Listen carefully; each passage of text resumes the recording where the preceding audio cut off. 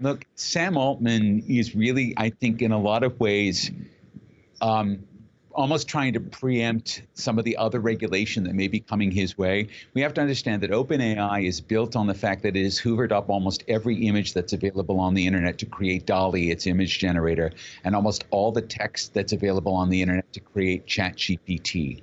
And there's probably a lot of copyright violation in there. And he's probably trying to make it look very good with Congress because he's about to be the subject of a lot of lawsuits as people come asking for being paid for the services that he has used from them. And so I think this is more of a PR exercise. It does make sense to sound the alarm about AI, but he's also the main motivating force here.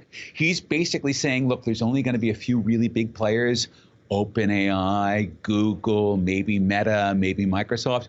I don't think that's actually correct because the $100 million that OpenAI spent to build ChatGPT is basically going to be table stakes for every company that wants a place at the table in the 21st century.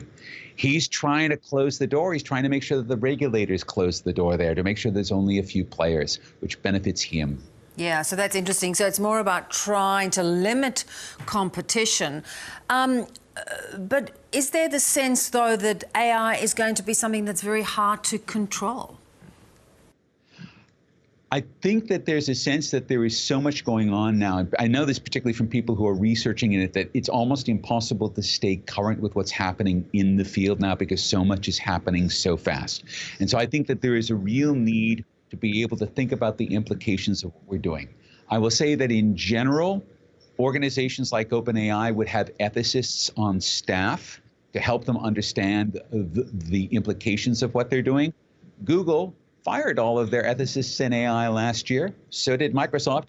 OpenAI doesn't seem to have ever had any on staff. And so going to regulation as step one before you've actually thought about ethical frameworks for your work seems like you're almost jumping to the conclusion before you really understand what you're doing. You know, with every revolution personkind has ever faced, it is unstoppable at the end of the day. A regulation is sometimes very difficult unless it comes to legal matters, as you talked about, copyright, ethical matters. How do you see the way forward? I mean, one of the things we know about regulation is that it's best when it's considered, when it's slow, right?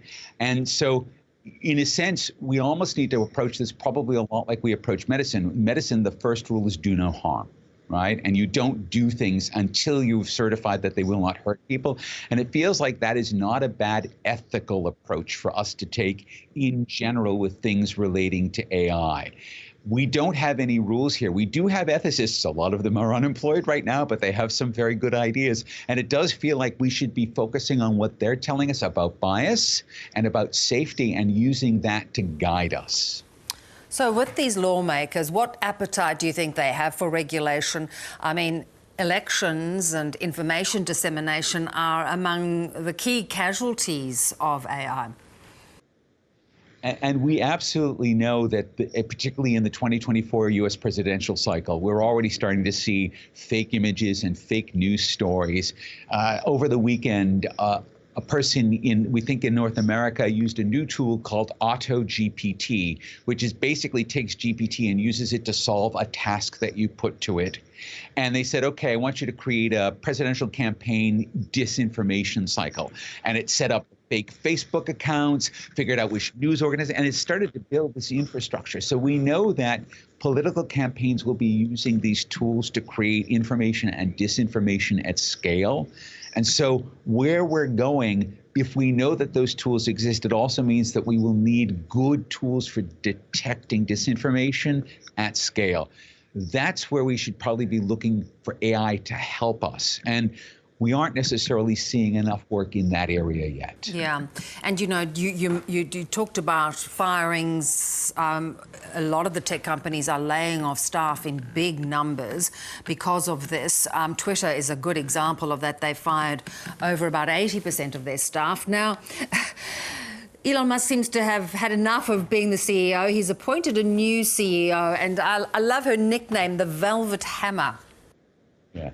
Exactly. Linda Yaccarino, who was, I think, a vice president at NBC Universal. And the skill that she has that Elon Musk badly needs is she was the person who basically got the advertisers to advertise. She's called the Velvet Hammer because she basically hammered NBC's advertisers into submission.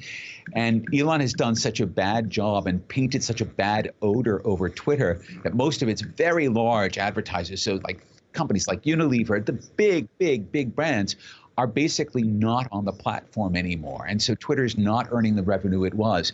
I believe his plan is to give at least the impression that there's adult supervision, particularly when it comes to advertising relations with Linda Yaccarino, so that he can rebuild those advertiser relationships. But are they a bigger challenge that Twitter now faces, given there's 20% of the workforce left? He even suggested he might have to go and ask some of them to come back.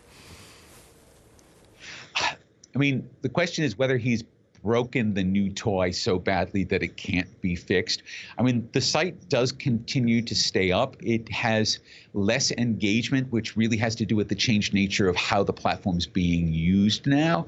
And we've also seen, of course, the things that he's done around NPR and some of what we would call the state-affiliated news organizations that drove them away from the platform, made decisions that made it difficult for organizations that are providing emergency information to share that information on the platform. So some of those decisions are going to have to be wound back, and it's going to take staff to wind those decisions back and to make Twitter the space that it has been as that community square. If he can't do that, then you won't have the virtuous cycle of users and advertisers that Linda Yaccarino is going to have to promise advertisers in order to get their dollars back. Yeah, and he's boasted that it's going to be a multi-billion-dollar, bigger, worth far more than he paid for it. It's not looking likely at this point. Not in the near future. I mean, maybe years from now, if he gets Project X out there, and you can think of Project X as similar to WeChat, where WeChat has all the different apps embedded in it and a whole ecosystem, and it's very, very powerful in China. That's what he wants to do with Twitter. But where he is now, he doesn't have a clear path to that. Great as always to talk, Mark. Thanks so much. Thank you.